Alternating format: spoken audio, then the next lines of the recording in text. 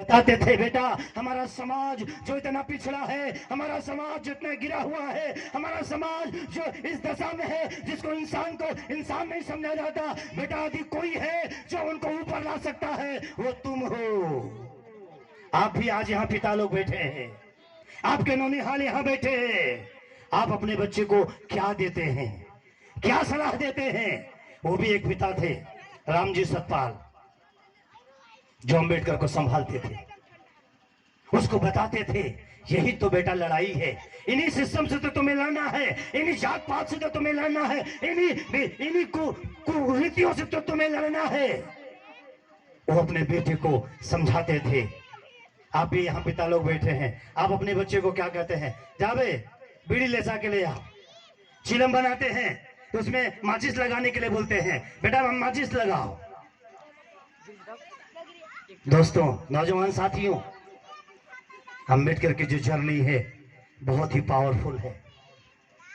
उस समय एक व्यक्ति ने देखा दलित बच्चा इतना स्ट्रॉन्ग है, इतना माइंडेड है, इतना आगे है, उस समय उसने उसको स्कॉलरशिप दिया। जब अम्बेडकर साहब कोलंबिया यूनिवर्सिटी अमेरिका में पढ़ने के लिए गए, एक महीने का 25 रुपया था। वो 25 रुपया इतना मायने रखता था कि अमेरिका का खर्चा एक महीने में उठ जाता था। सिर्फ 4 साल तक ही दिया उसने। मैं क्यों ये बताना चाहता हूँ, शॉर्ट में बताना चाहता हूँ, क्योंकि आप सब शुरू से करते आ रहे हैं, बहुत कुछ जानते हैं, लेकिन उनके संघर्षों को अपने जीवन में लें, अपने संघर्षों को अपने जीवन में बसाएं, बाबा साहब के जीवन चरित्र को अपने जीवन में बसाएं।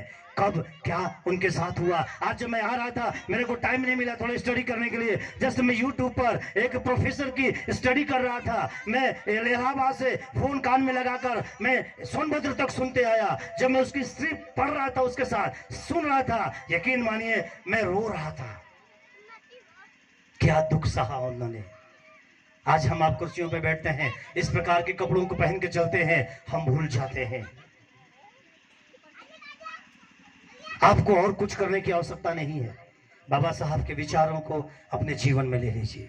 आपको और कहीं जाने की आवश्यकता नहीं है, बाबा साहब की शिक्षाओं को अपने जीवन में ले लें, अपने जीवन को सुधारें, अपने आप को शिक्षित बनाएं, अपने आप को संगठित बनाएं, अपने आप को मजबूत करें, अपने आप को ऐसे बेकार न करें जो आपका ही भाई आपको गिराने में लग जाता है। उस समय जब चुनाव हुआ, अम्बेडकर साहब को गिराने के लिए पूरे पॉलिटिकल लोग एक साथ हो गए, पूरे राजनीतिक लोग एक साथ हो गए। एक दलित कभी हमारा सामना नहीं कर सकता है। आज भी वही परिस्थिति है। एक भाई आज प्रधानी में चुनाव में खड़ा है, एक बगल वाला खड़ा हो गया, एक अगल वाला खड़ा हो गया, एक सामने वाला खड़ा हो गया। ये खड़ा है तो हम भी खड़े होंगे।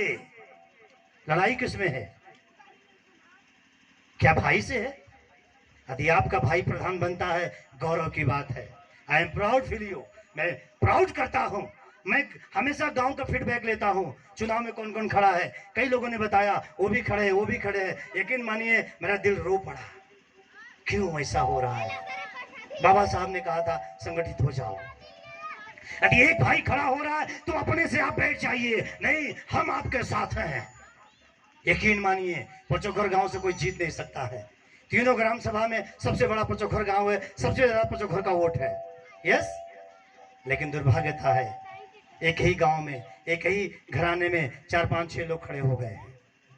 इसका मतलब जैसे बाबा साहब के टाइम में उन लोगों ने उनको गिराना चाहा, चुनाव हराना चाहा, आज हम आप ही कर रहे हैं। फर्क क्या है उनमें और हम में? इसलिए आपसे अनुरोध है, वो शिक्षाओं को सिर्फ शब्दों में ना रखें। संगठित जो शब्द है, जो शिक्षा है, उसको जुबान तक ही ना रखें, जीवन में लागू करें। यकीन मानिए बाबा साहब के आप संतान कहलाते हैं, जय भीम कहलाते हैं, जय भीम कहते हैं, लेकिन उसका मतलब नहीं समझते हैं।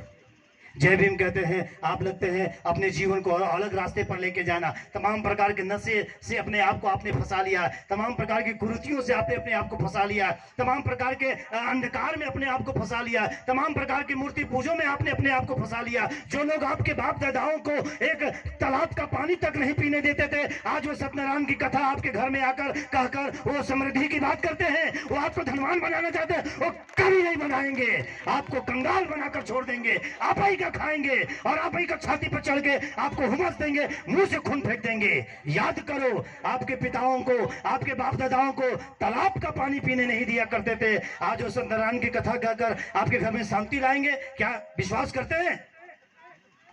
कभी नहीं हो सकता, जीवन में नहीं हो सकता।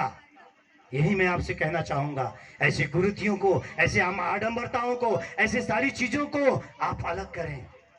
अभी एक भाई साहब सुबह आए थे, बात कर रहे थे, हमारे राजेश भाई उनको जवाब दे रहे थे। एक बात करके अपनी बात समाप्त करूंगा। वो कह रहे थे कि ब्रह्मा जो है वो दुनिया का रचने वाला है।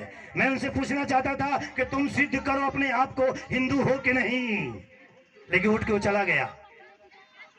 पहले सिद्ध करो तुम हिंदू हो कि नहीं, फिर हिंदुत्व की बात करना। वो बोल रहे थे उसमें ब्रह्मा की मजबूरी थी, अपनी बेटी का बलात्कार किया। अब तुम्हारे सोच से ऐसा हो सकता है?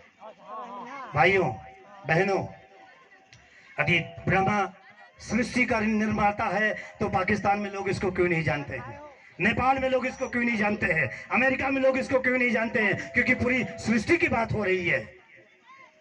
ये सोच है हमारे आपके बाप दादाओं के मनों में, ये डाला गया कि आप ऐसा ही करो, ऐसा ही हो जाए, ऐसा ही रहे, ऐसा ही रहे, और आज तक वैसा हुआ। इसलिए यही बात आपसे कहना चाहता हूं, जागिए और अपने आप को जगाइए और अपने बच्चों को जगाइए और अपने बच्चों को उस रास्ते पर चलाइए जिससे वे बाबा साहब चलकर इस देश का गौरव बने। यदि कोई मूर्ति इस देश में बनती है, यदि कोई कुछ बनता है, तो कॉन्स्टिट्यूशन सिर्फ भारतीय संविधान अंबेडकर के हाथ में होता है अथवा किसी के हाथ में नहीं है, चाहे देश का कितना भी बड़ा लीडर हो। यही बात मैं आपसे कहना चाहता हूँ। इस संविधान को अपने घर में रखिए, अपने बच्चों को पढ़ाइए, स्वयं पढ़िए और देखिए आने वाली पीढ़ी जो आज इतना कार्यक्रम किया है, यकीन मानिए अगले साल इससे भी बेटर करेगी।